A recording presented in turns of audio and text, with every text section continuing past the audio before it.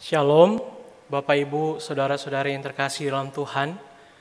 Puji Tuhan, bersyukur pada hari ini kita kembali lagi di dalam ibadah kebaktian doa. Mari sebelum kita memulaikan ibadah kebaktian doa pada hari ini, kita mengambil waktu untuk bersaat teduh.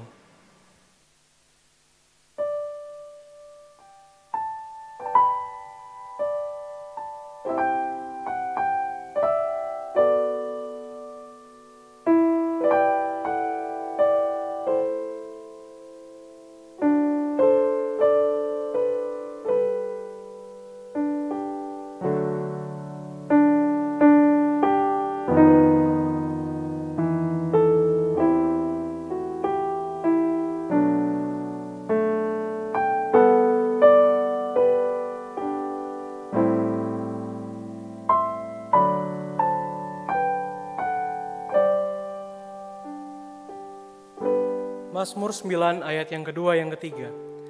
Aku mau bersyukur kepada Tuhan dengan segenap hatiku. Aku mau menceritakan segala perbuatanmu yang ajaib. Aku mau bersukacita dan bersukaria karena Engkau. Bermazmur bagi namamu yang maha tinggi.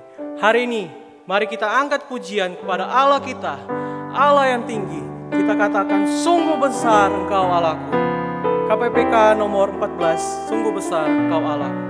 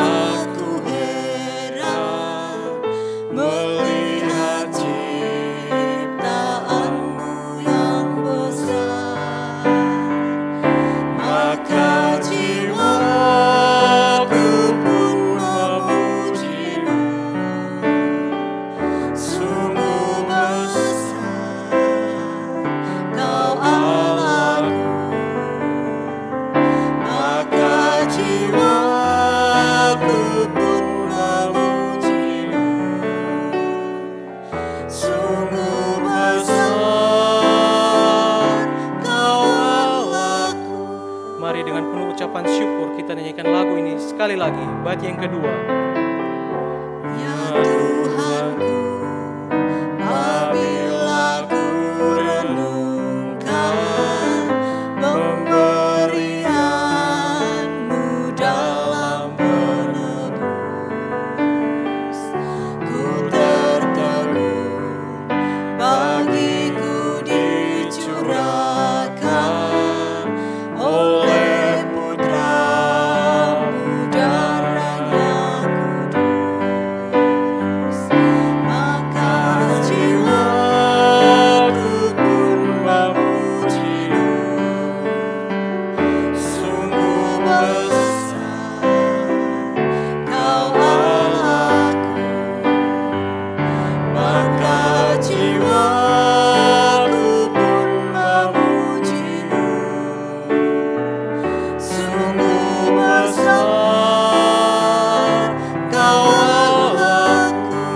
jiwaku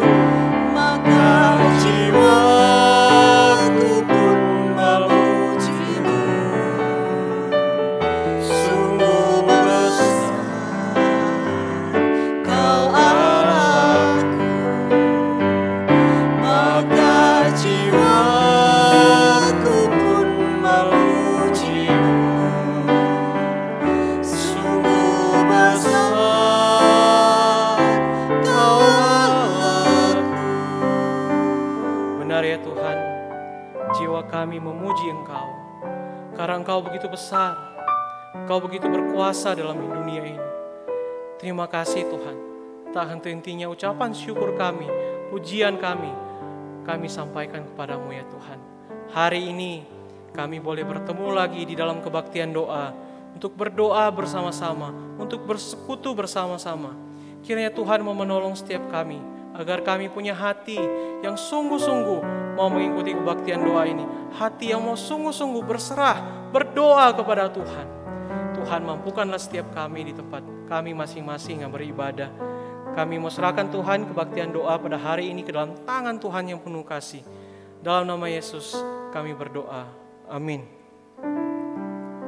Bapak Ibu, sebelum kita akan menaikkan setiap pokok doa, setiap permohonan kita di hadapan Tuhan, mari kita mempersiapkan hati kita sambil kita akan menyanyikan sebuah pujian dari KPPK nomor 146, Beritahu Yesus.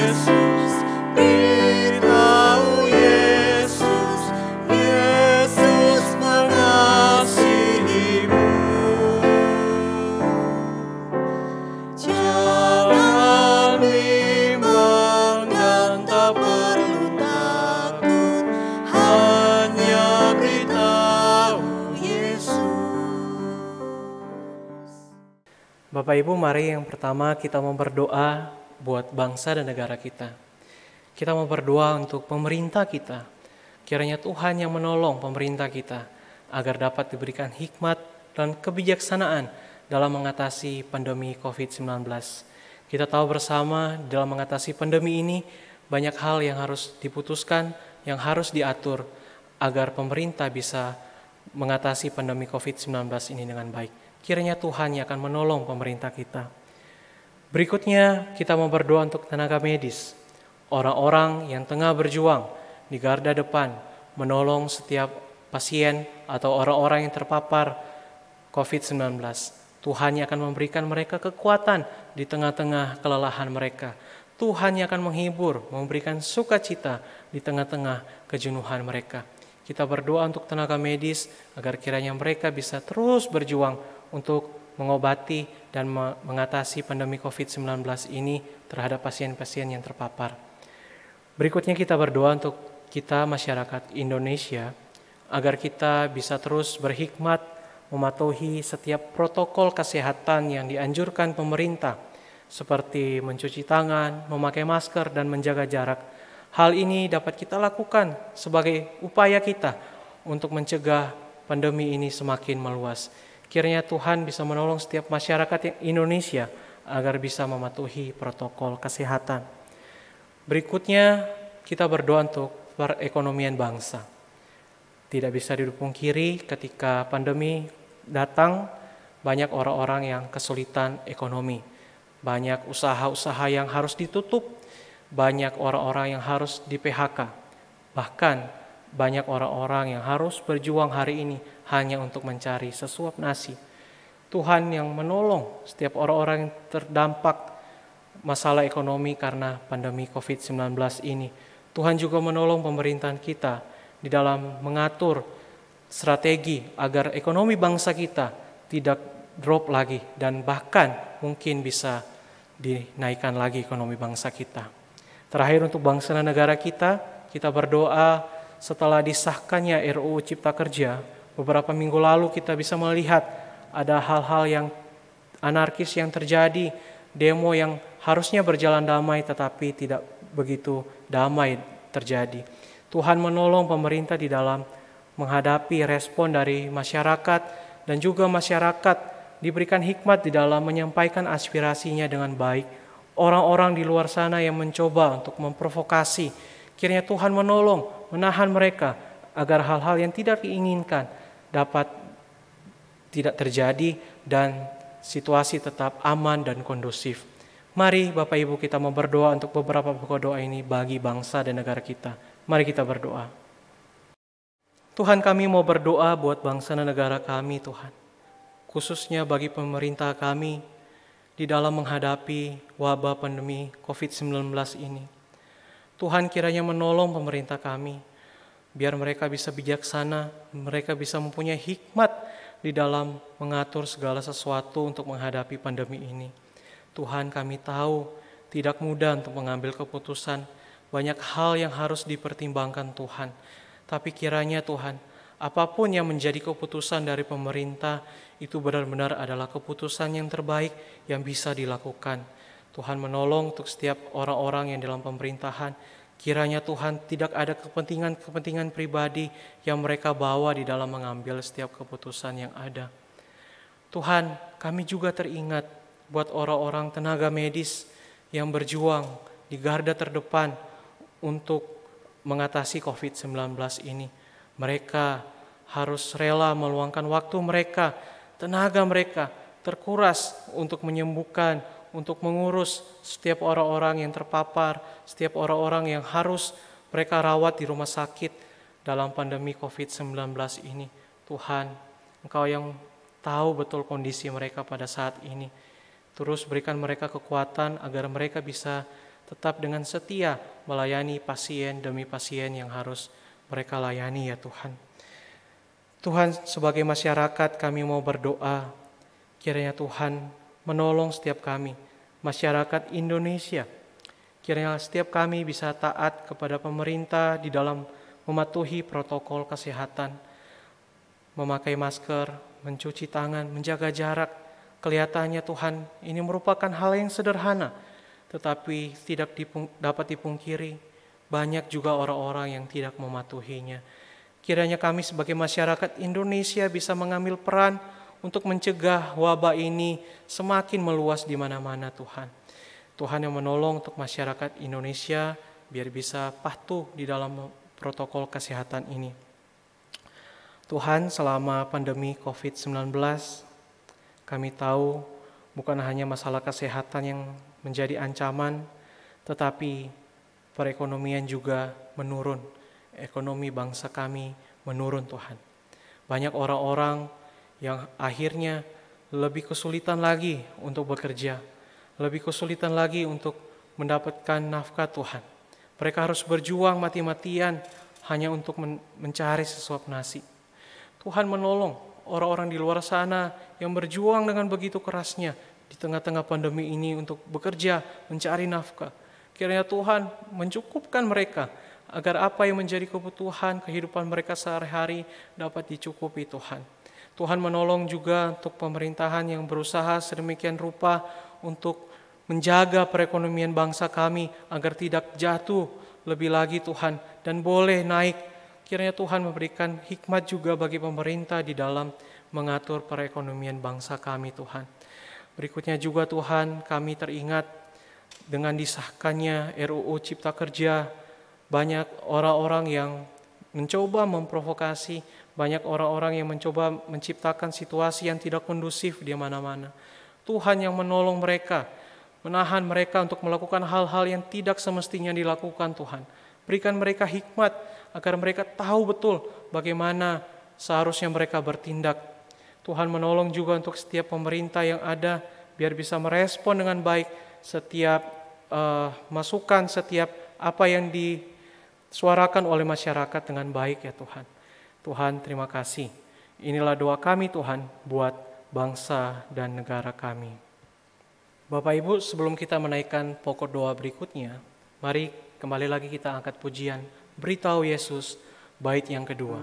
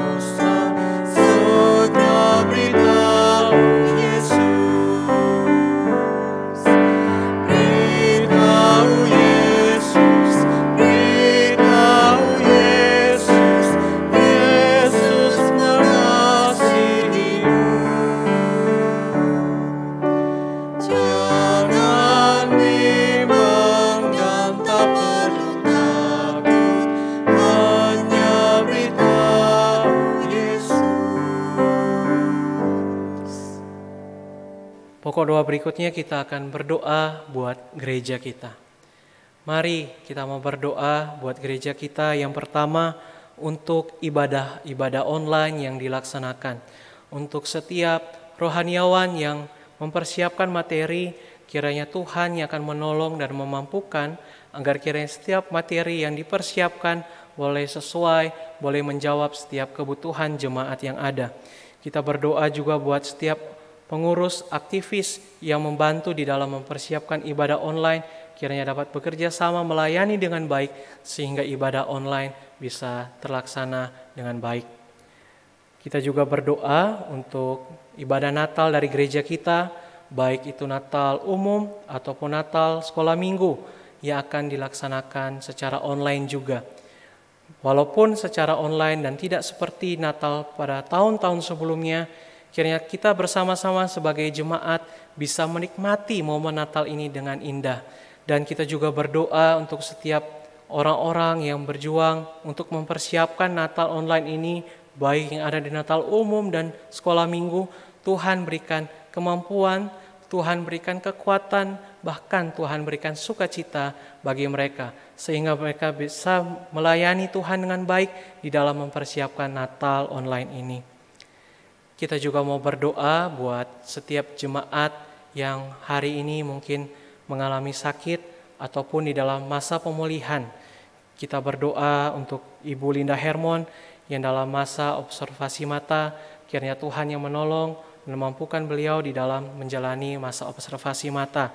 Juga untuk Bapak Gunawan yang beberapa hari lalu telah selesai menjalankan operasi, Tuhan juga yang akan menolong beliau di dalam masa pemulihan pasca operasi.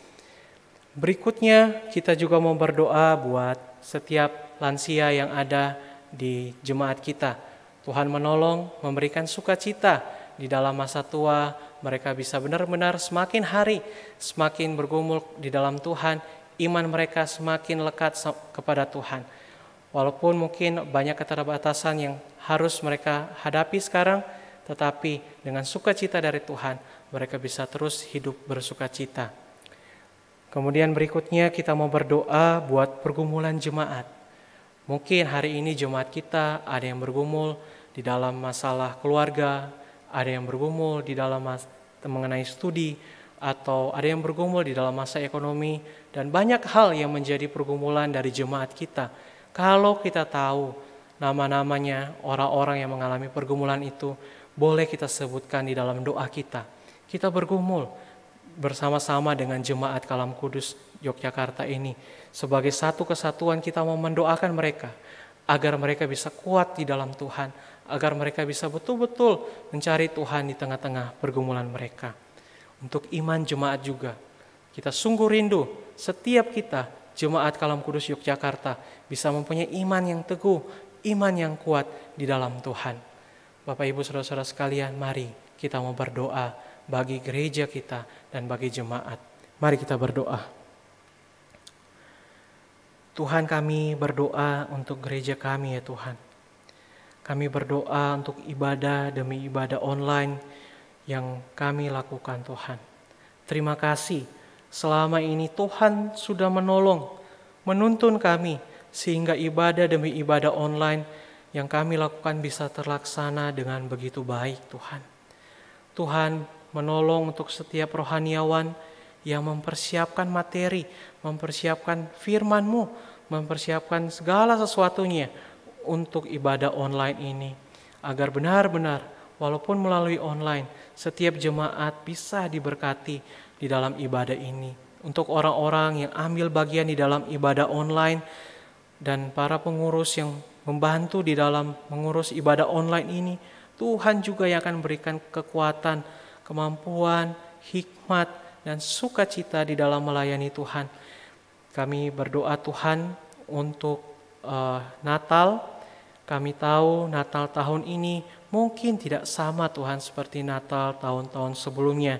Kami akan melakukan Natal secara online, baik itu untuk Natal umum, baik itu untuk Natal sekolah minggu. Tuhan, kami sungguh rindu, kami tetap bisa menikmati Natal. Kami tetap bisa menghayati bagaimana momen di mana Tuhan datang ke dunia ini untuk menyelamatkan kami. Tuhan menolong untuk setiap orang-orang yang ambil bagian, terlibat di dalam mempersiapkan Natal online, baik itu sekolah minggu, baik itu Natal online umum.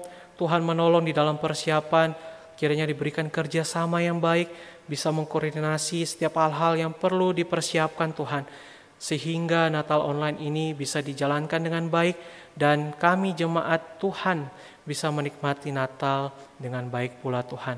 Kiranya Tuhan ibadah Natal online ini bisa benar-benar segala sesuatunya hanya untuk kemuliaan nama Tuhan aja. Tuhan, kami juga berdoa untuk jemaat yang hari ini mungkin mengalami sakit yang kami mungkin tidak tahu Tuhan. Kami berdoa biar Tuhan menolong, memampukan mereka di dalam masa-masa mereka mungkin terbaring lemah, mungkin mereka harus berjuang di dalam sakit penyakit mereka Tuhan. Tuhan berikan penghiburan, berikan ketenangan, agar mereka bisa terus percaya kepada Tuhan, bahwa mereka dijaga dan dilindungi Tuhan. Kami berdoa untuk Ibu Linda Hermon di dalam masa observasi mata. Tuhan yang akan memampukan dia di dalam menjalani masa observasi mata ini, agar kiranya semua hal yang harus dilakukan bisa membuat Ibu Linda semakin baik, dan semakin imannya Tuhan di dalam dia menjalani hal ini semakin bertumbuh kepada Tuhan. Bersyukur juga Tuhan untuk Bapak Gunawan yang boleh menjalani operasi. Tuhan kiranya juga menolong dia di dalam masa-masa pemulihan ini, biar dia bisa pulih dengan baik, kesehatannya dapat kembali lagi dengan baik Tuhan. Tuhan menolong untuk setiap jemaat yang sakit dan orang-orang yang mendampingi mereka, agar orang-orang yang mendampingi mereka juga bisa setia, bisa menolong mereka di dalam membantu mereka untuk bisa sembuh. Tuhan, kami juga berdoa buat gereja kami, untuk jemaat yang hari ini mengalami pergumulan. Mungkin pergumulan di dalam keluarga, mungkin pergumulan di dalam studi, mungkin pergumulan dalam ekonomi, atau apapun Tuhan, yang kami mungkin tidak mengerti, kami tidak tahu dengan pasti apa yang mereka gumuli di dalam hati mereka. Tetapi kami tahu Tuhan, Tuhan yang akan menolong, Tuhan yang akan memampukan mereka. Karena Tuhan yang mengenal mereka, Tuhan yang tahu betul isi hati mereka, Tuhan tahu betul apa yang menjadi pergumulan mereka. Karena itu Tuhan, sebagai satu keluarga di dalam jemaat ini, kami berdoa, mampukanlah setiap orang-orang yang bergumul ini Tuhan, agar kiranya di dalam pergumulan mereka bisa terus mencari hikmat Tuhan, mereka bisa terus kuat di dalam Tuhan. Bahkan Tuhan, apapun yang terjadi dalam pergumulan mereka tetap setia kepada Tuhan. Kami berdoa Tuhan, untuk iman kami, untuk setiap jemaat, iman kami boleh bertumbuh, semakin hari semakin mengenal Engkau. Kami punya kerinduan untuk terus-menerus mencari tahu kebenaran-Mu. Kami punya kerinduan untuk terus-menerus dekat di hadirat-Mu ya Tuhan. Tuhan menolong, biar iman kami terus bertumbuh kepada Tuhan. Dengan melalui ibadah yang kami hadiri, melalui saat teduh kami bisa setia membaca Alkitab, kami bisa setia untuk berdoa kepada Tuhan, agar Tuhan mendapati kami benar-benar adalah hamba Tuhan yang setia di hadapan Tuhan. Terima kasih Tuhan. Inilah doa kami buat gereja kami, buat jemaat Kalam Kudus Yogyakarta Tuhan. Kami bawa di dalam nama Yesus. Amin. Bapak Ibu, sebelum kita akan menaikkan pokok doa kita yang berikutnya, mari kita angkat pujian, Beritahu Yesus, bait yang ketiga.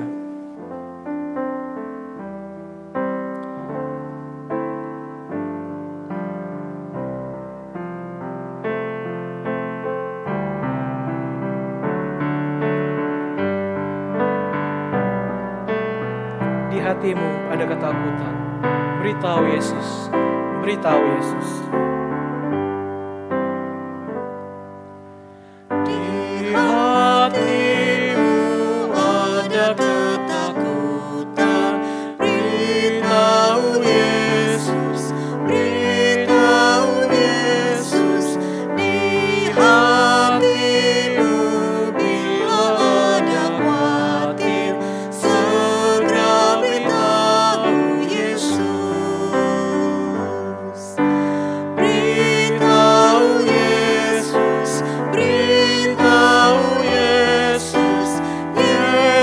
terus mengasihimu.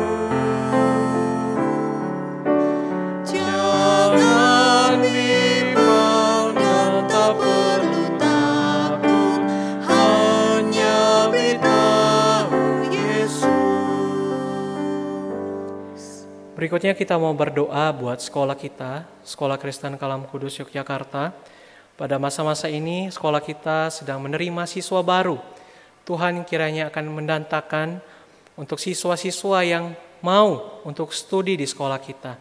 Kiranya setiap siswa yang mendaftar boleh benar-benar merasakan pendidikan yang baik di sekolah kita, merasakan bagaimana pembentukan Tuhan juga melalui sekolah kita. Kita berdoa juga buat setiap guru-guru atau setiap orang yang mengatur dalam proses registrasi atau penerimaan siswa baru. Tuhan yang akan memberikan mereka hikmat agar setiap proses yang harus dilakukan bisa dilakukan dengan baik.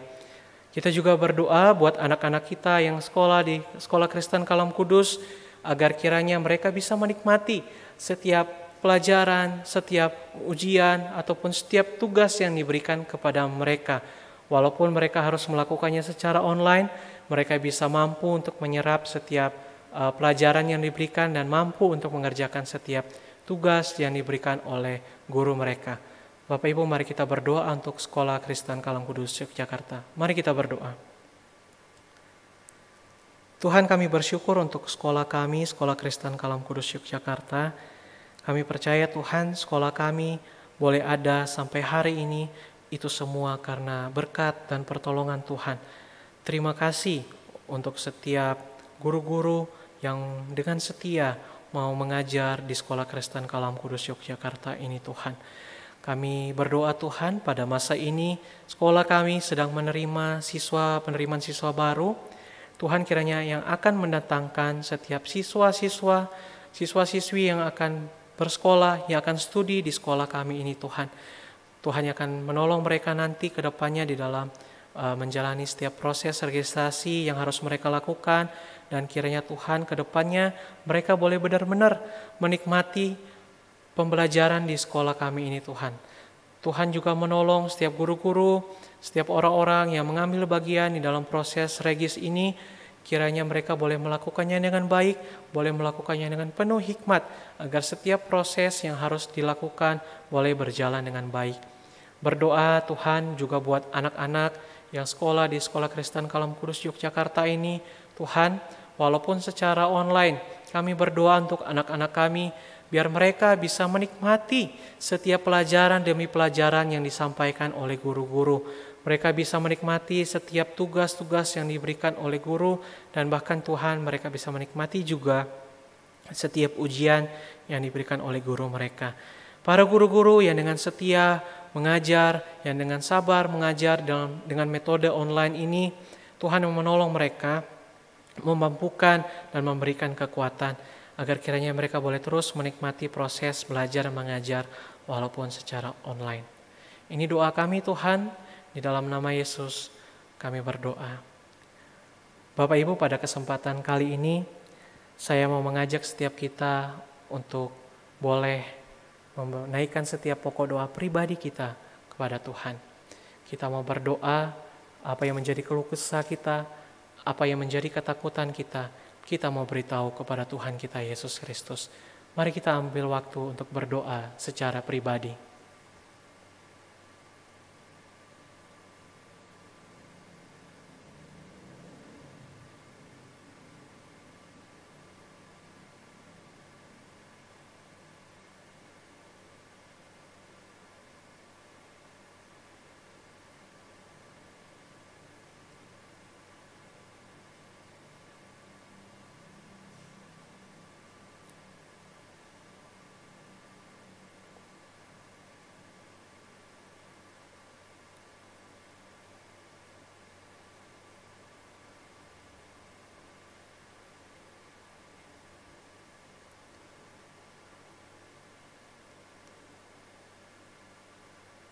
Amin. Untuk menutup setiap rangkaian pokok doa kita nyanyikan sekali lagi lagu ini. Beritahu Yesus, bait yang pertama saja.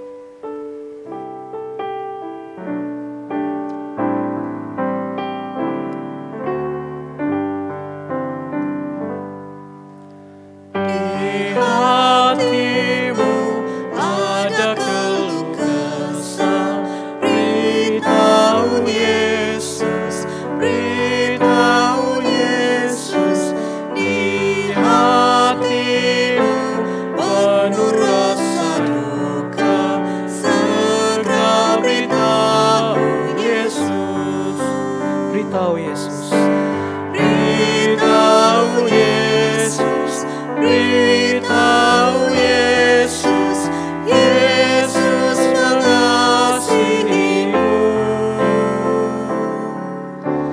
Jangan bimbang dan tak perlu takut, hanya beritahu Yesus. Tuhan, inilah setiap pokok doa kami, inilah setiap isi hati kami yang kami naikkan di hadapan Tuhan.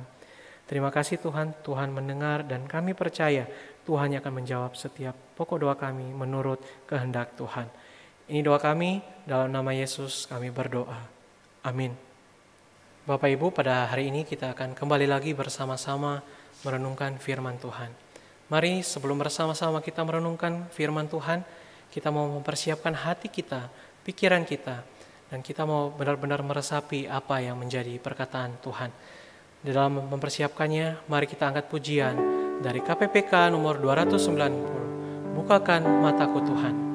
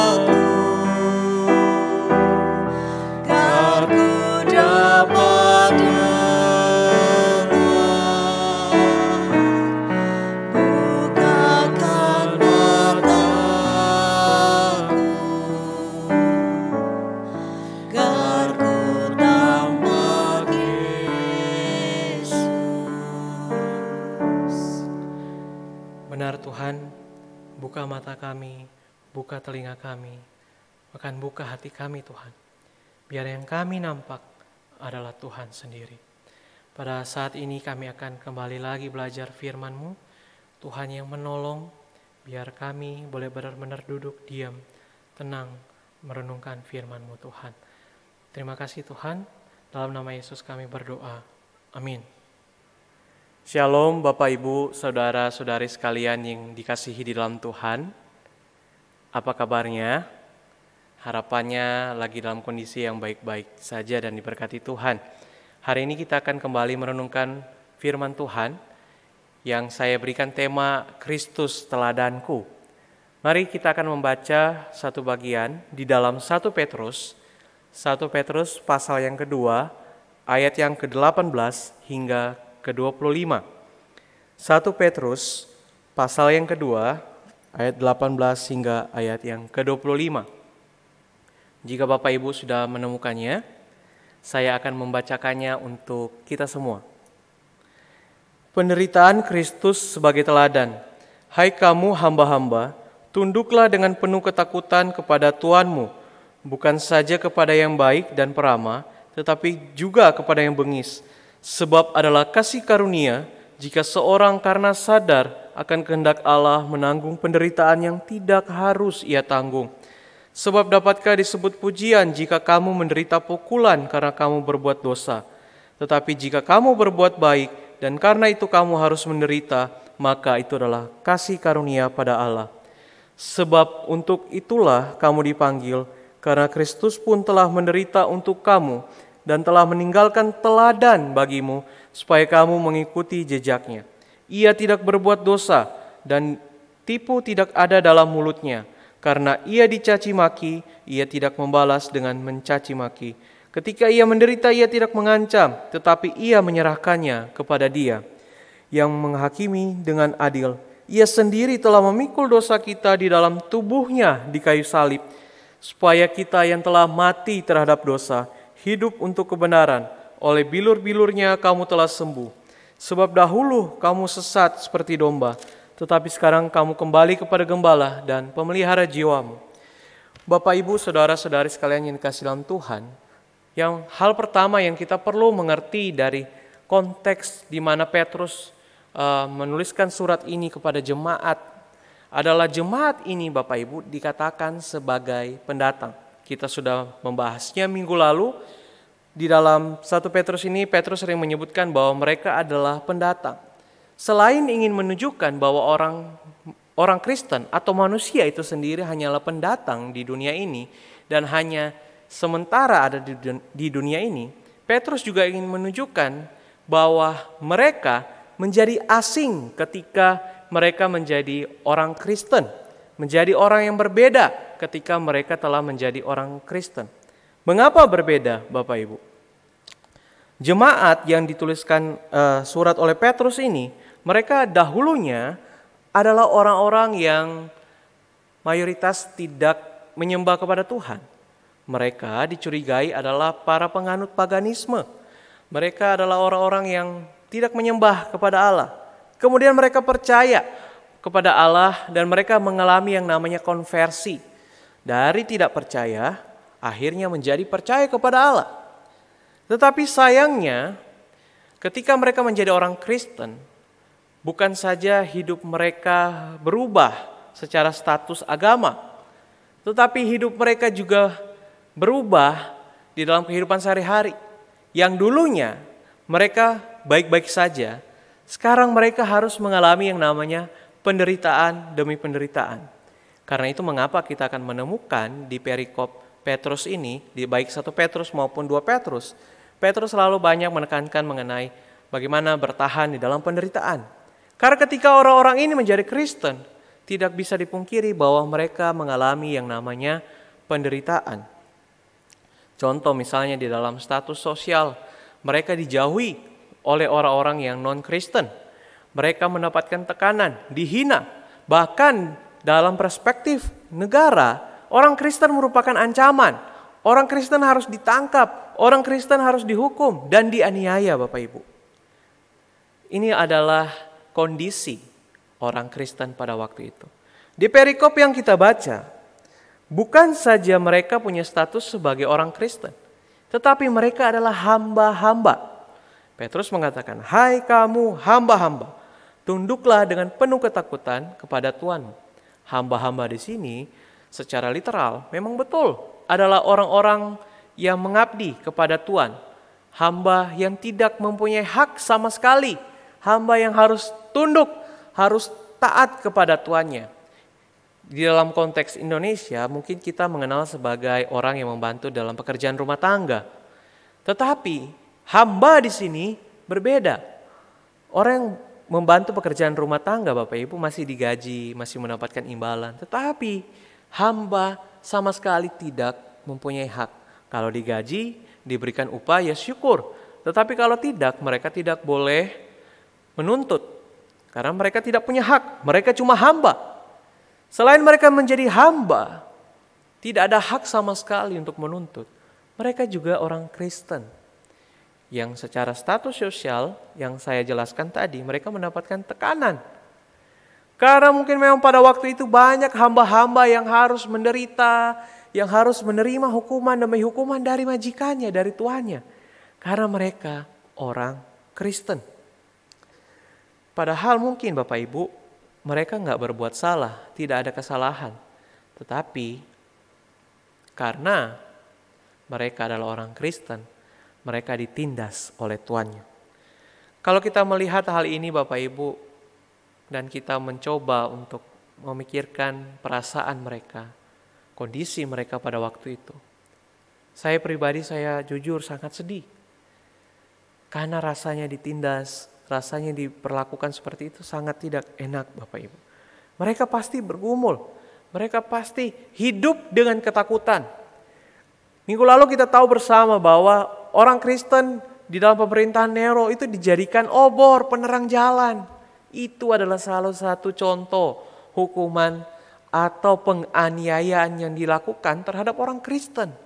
Belum lagi kalau mereka nanti diperhadapkan dengan hewan buas di dalam Kolosium.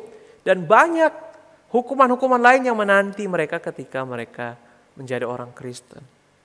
Penderitaan mereka sungguh amat banyak. Karena itu mengapa Petrus mau meneguhkan mereka. Karena mungkin mereka hidup di dalam ketakutan dan rasa tidak aman, Bapak Ibu. Apalagi mereka mungkin merasa, kenapa waktu saya menjadi orang Kristen, saya malah menerima hukuman demi hukuman seperti ini. Saya tidak bersalah kok, saya nggak melakukan kesalahan apa-apa. Cuma karena saya Kristen, makanya saya dihukum. Manusia nggak ada tentunya yang mau dihukum, tapi dia nggak berbuat salah. Hampir semua manusia tidak mau merasakan hal tersebut. Bapak Ibu, contohnya ada seorang anak remaja yang berumur 16 tahun, namanya Louis Taylor. Ini kejadian sudah sangat lama. Pada tahun 1970, terjadi kebakaran yang besar di Arizona. Nah, Louis Taylor berniat untuk membantu, menolong orang-orang yang mengalami kebakaran. Tetapi sayangnya karena dia berada di lokasi kejadian tersebut, polisi menganggapnya sebagai dalang atau penyebab dari kebakaran hotel tersebut. Dia ditangkap, dihakimi, dan dimasukkan ke dalam penjara. Padahal dia sudah membela diri, saya nggak bersalah, saya cuma mau menolong. Tetapi Bapak Ibu, tidak cukup bukti-bukti dari Louis, dan akhirnya dia harus menderita hukuman di dalam penjara. Dan sangat miris sekali, 42 tahun kebenaran baru terungkap bahwa bukan dia pelakunya. Jadi dia sudah menerima hukuman selama 42 tahun di dalam penjara atas kesalahan orang lain. Bapak Ibu, mungkin saat ini kita sebagai orang Kristen tidak merasakan hal tersebut. Atau mungkin merasakan tapi tidak se-ekstrim jemaat di mana Petrus menuliskan suratnya. Kita mungkin tidak dijadikan sebagai obor, penerang jalan, kita tidak dihukum, tidak ditangkap, tidak disiksa Bapak Ibu. Tetapi mungkin di dalam lingkungan sosial kita mengalami beberapa perbedaan. Kita dianggap berbeda dan orang-orang mungkin ada yang tidak mau bergaul dengan kita karena kita orang Kristen. Mungkin ada seperti itu. Atau mungkin ada orang-orang yang memang ingin membenci karena kita orang Kristen. Berikutnya, mungkin tidak sama seperti yang jemaat Petrus tuliskan surat ini. Tetapi mungkin kita pernah membanding-bandingkan diri kita dengan orang yang tidak percaya. Dalam hal apa? Wah, sepertinya orang yang gak percaya Tuhan hidupnya baik-baik aja tuh. Fine-fine aja, sehat-sehat saja, bahkan dia lebih sukses daripada saya. Mungkin ada perasaan seperti itu Bapak Ibu. Tetapi apa yang Petrus mau tekankan di bagian ini? Yang Petrus mau tekankan adalah ketundukan, ketaatan para umat Tuhan, orang Kristen, walaupun harus menderita, mereka harus siap menanggung semuanya itu. Walaupun bukan salah mereka, walaupun mereka gak berbuat apa-apa, mereka harus tunduk, mereka harus terima, mereka harus mau dilakukan seperti itu. Karena apa? Karena Petrus berkata, sebab untuk itulah kamu dipanggil, karena Kristus pun telah menderita untuk kamu. Kristus yang telah menderita untuk kamu. Pada bagian perikop ini Petrus membagi dua bagian, yaitu di dalam ayat 18 hingga 21, kita bisa melihat itu adalah bagaimana Petrus memberikan gambaran terhadap jemaat, bagaimana mereka harus taat, harus tunduk walaupun mereka mengalami namanya penderitaan. Tapi di ayat 22 hingga 25, di situ Petrus menuliskan bagaimana caranya. Caranya adalah mereka mengikuti teladan dari Kristus. Mereka mengikuti contoh yang Kristus sudah berikan bagi mereka. Karena dulunya mereka ini orang-orang yang tidak percaya kepada Tuhan, tetapi karena kasih karunia Tuhan menyelamatkan mereka. Tuhan menderita buat mereka. Karena itu sudah sewajarnya jikalau mereka juga bisa mengalami yang namanya penderitaan, Bapak Ibu. Penderitaan. Kristus sudah memberikan sebuah teladan yang baik buat jemaat pada waktu itu. Dan juga buat kita pada saat ini. Kita melihat Kristus yang menderita, itu adalah teladan buat kita, Bapak Ibu. Yesus berkata, barang siapa yang mau mengikut aku, ia harus apa? Memikul salib, menyangkal diri, dan mengikut aku. Itulah perkataan Yesus. Artinya apa? Penderitaan. Bukan hal yang enak. Tetapi Bapak Ibu, di dalam penderitaan itu akan selalu ada harapan. Harapan di mana Tuhan yang akan selalu menopang. Harapan di mana nanti semua penderitaan ini akan berakhir ketika kita bertemu dengan Tuhan. Bapak Ibu, kita sering mendengar, sering tahu soal bagaimana Kristus sudah mati buat kita. Benar bukan? Dari sekolah minggu, dari kita masih kecil mungkin, atau dari sejak kita percaya. Kita tahu betul, Kristus yang rela mati buat kita, orang-orang yang berdosa ini. Tapi sadarkah Bapak Ibu, ini adalah teladan penderitaan juga yang diberikan oleh Kristus untuk kita sebagai umatnya. Teladan seperti apa? Bapak Ibu, ketika Kristus memberikan dirinya disalib, dia itu benar-benar tunduk dan taat kepada Bapa. Karena dia harus melewati semua ini agar umat manusia itu bisa selamat. Umat kepunyaannya itu bisa selamat, Bapak Ibu. Dia harus disalib. Pernahkah engkau membayangkan orang yang tersalib itu, Yesus Kristus yang tersalib itu adalah Tuhan yang memegang seluruh alam semesta ini, Bapak Ibu. Dia bisa aja lepaskan diri dari salib dan memusnahkan semua orang yang menyiksanya, semua orang yang membuat dia menderita. Dia bisa, Bapak Ibu, dia bisa. Bahkan ada sebuah pujian yang berjudul 10,000 Angels yang menggambarkan bagaimana sebenarnya Kristus itu bisa memerintah 10,000 malaikat turun hancurkan manusia yang menyiksa dia. Saya membayangkan Bapak Ibu, betapa mengerikannya kalau hal itu terjadi. Ketika mungkin Kristus memerintahkan 10,000 malaikat membalas kejahatan orang-orang yang menyalibkan dia. Betapa mengerikannya kalau hal itu terjadi. Tetapi dia tidak melakukan hal tersebut, bukan? Dia memilih dirinya disalib. Dia memilih dirinya menderita buat kita. Dia taat. Dia tunduk. Bapak Ibu. Itulah yang dilakukan Kristus. Itulah teladan buat kita. Kita mengikuti teladan dari Kristus. Kalau hari ini kita menderita, ingatlah siapa teladan kita. Siapakah orang yang harus kita jadikan role model, teladan, contoh dalam kehidupan kita. Bapak Ibu berbicara mengenai teladan atau orang yang harus kita teladani. Mungkin kita memiliki seseorang atau orang-orang tertentu yang kita kagumi. Sehingga kita berusaha mau seperti dia. Pengen rasanya jadi seperti orang tersebut. Karena orang ini di dalam pandangannya kita sangat baik, sangat hebat. Contohnya saya. Saya salah satu role model atau teladan saya di dalam kehidupan saya adalah papa. Adalah papa saya, Bapak.